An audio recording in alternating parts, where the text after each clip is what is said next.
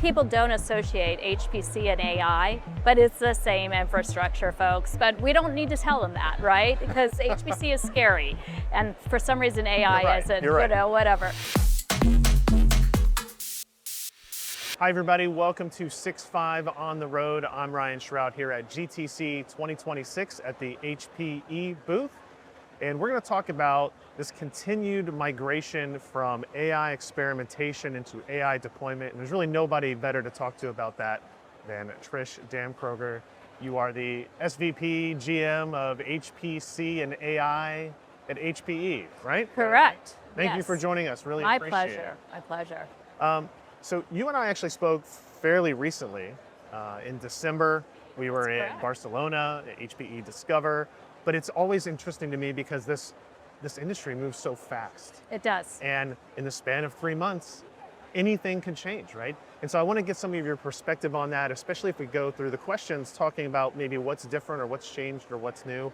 The first area of interest to me is that continued migration from experimentation and ideas about AI infrastructure to actually deploying it.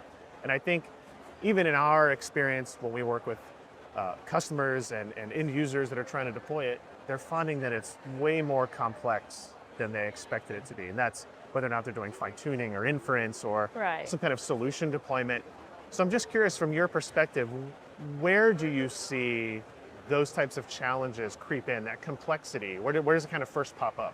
So I do think, one, the customers I deal with are really those ones that are looking at the dense compute, scale up architectures that have gone all in on AI, right? So your tier ones, your neo clouds, your large enterprises that have procured the infrastructure in order to do, go from generative AI to agentic AI and that journey that we're all on. And I think that the enterprises themselves, the more even within HPE, it's where's that return on investment? So we're still looking at where that is. Now, I will tell you, I finally caved and bought the professional versions of some of these, I won't. The tools, yes. Yes, exactly. And I use that all the time. Yeah. I don't know how I survived without it. It was like, how did we survive without your cell phone before, right? Right.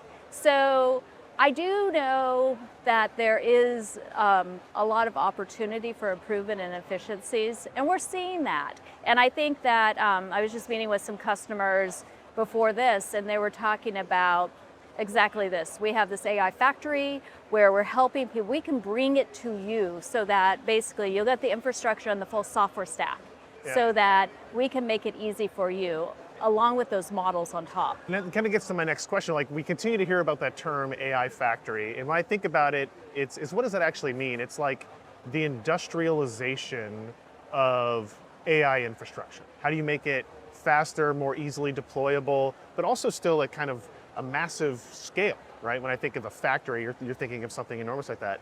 So is that how you're helping them move faster to build out those factories? You're kind of providing these almost maybe ready-made solutions or customizable solutions? Exactly. So, instead of the raw infrastructure or the bare metal, as we used to call it in, my world, it's really putting that whole software stack and allowing to have the models that you need already developed for you, tuned to your data, so that you can get using them. And we're working with a consulting company to actually go to market. Now, one of the advantages or unique capabilities that I think HPE brings is its history and legacy in HPC and supercomputing, right? You've got Cray, HPE is regularly in the top 100, 50, 20 lists of supercomputers. I'm curious how that expertise helps translate or has helped HPE have an advantage in kind of working with customers on these massive AI deployments? So it's a great question because I think that people don't associate HPC and AI, but it's the same infrastructure, folks. But we don't need to tell them that, right? Because HPC is scary, and for some reason AI isn't, whatever. So I think that, yes, the whole liquid cooling, we've been doing it for 50 years. Cray 1 was liquid cooled. The dense architecture, how do you network NVL72, we've been doing, but look at the Cray 1 design, point. that Yeah. 50 years ago. Yeah. So it is the same basic architecture to do a dense compute platform that they're doing for AI.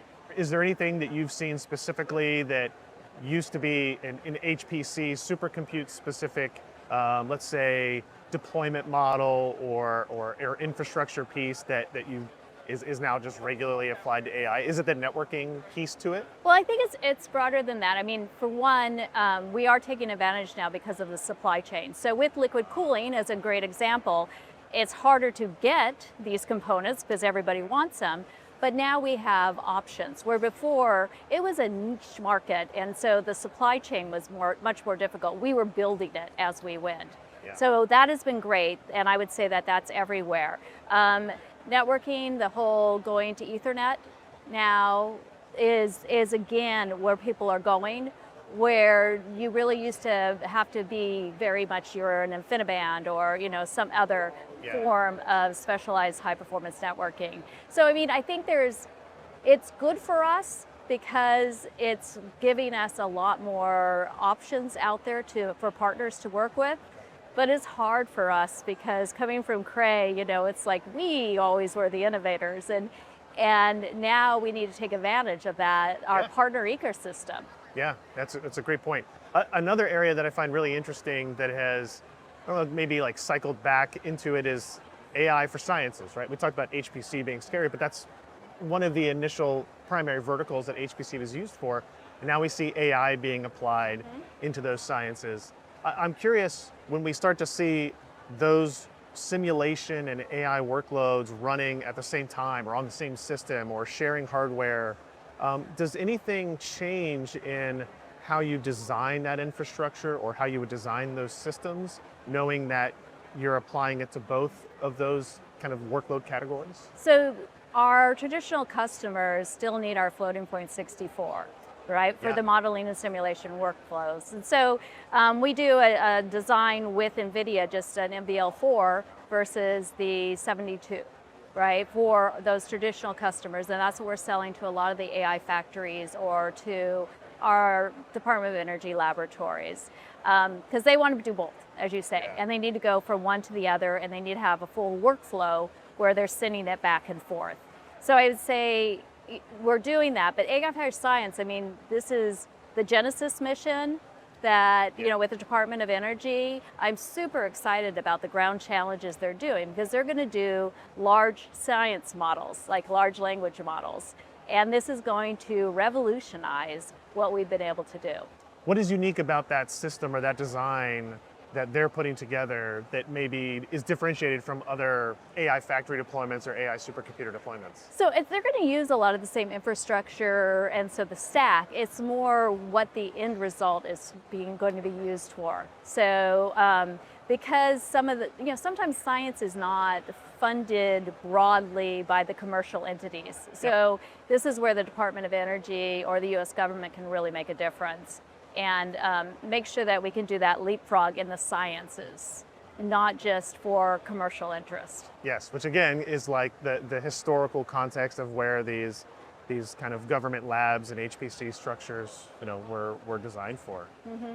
I think at the end of the day, though, I'm sure you see this all the time. The customers, what they actually care about is the outcome, right? How are you helping me get to whatever my end state will be? So I have maybe two questions on this. Is how much do you help define what those outcomes should be, what those results should be? Because I feel like a lot of customers are still, they know they want AI, they know they need an AI strategy. Jensen's on stage telling everybody every CEO is going to be judged based on their token rate and these different throughputs.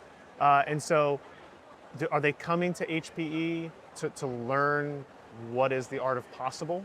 Somewhat. I mean, I think Jensen is doing, and NVIDIA has done a great job at telling everybody the importance. I will also tell you, I have a number of CIOs that go, do not even mention tokens to me. They're costing me a fortune, So I think it's how do we make those tokens useful? And that's what the most important conversation is. And so HPE has some great in-house examples of how we are doing that. Like I said, we're working with consulting firms to help people we're not going to be there day in and day out always. Yeah. The other part of that is when they do come to you with their outcomes that they want to see, and they want to partner with HPE to go drive that, the time to AI value is probably the most important Huge. metric, right? Yes. The difference between getting set up and running in 6 months versus 6 weeks is dramatic. So how you have that conversation, what are the important pieces from an HPE perspective to kind of accelerate that? Yeah, I think it's really important. It's not only just time to deploy, so it's when can I get this system, because if my competitor has it before me, they're making money before I am. Yeah. So that's one thing. So how do you get it there as fast as possible? But then it's also uptime. And I think one of the differentiations that HPE brings is our services. I mean, we've been servicing these dense platforms for 50 years, right? And we often are finding issues, let's just say, with some of our vendors' equipment and helping them solve them so our customer can be successful out in as fast as possible, getting it deployed and running it.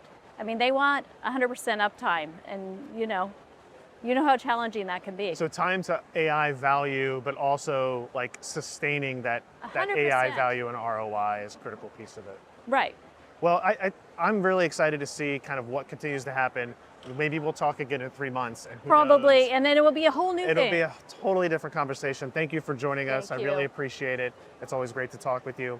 And thank you for joining us at 6.5 on the road at GTC 2026.